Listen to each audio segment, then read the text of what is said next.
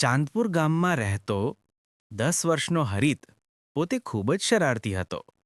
દરરોજ દાદી તેને સાથે બેસાડીને નાની મોટી વાર્તાઓ સંભળાવતી, પરંતુ હરિતને બહાર રમવાની જ હૂંફ વધારે. એક દિવસ દાદીએ હરિતને એક નાનું સુવર્ણ રંગનું બીજ આપ્યું અને કહ્યું, આ કોઈ સામાન્ય બીજ નથી. જો તેને પ્રેમ, સાચવણી અને ધીરજથી ઉછેરશો તો તે તમારી જિંદગી બદલી દેશે. હરિતને તો આ રમકડું જ લાગ્યું. તેણે બીજને આંગણામાં વાવ્યું.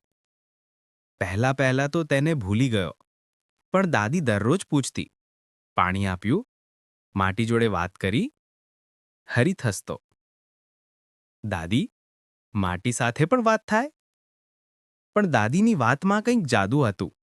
હરિતે પણ પાણી આપવાનું શરૂ કર્યું. ધીમે ધીમે તેને છોડ પ્રત્યે પ્રેમ થવા માંડ્યો. દિવસો પસાર થયા.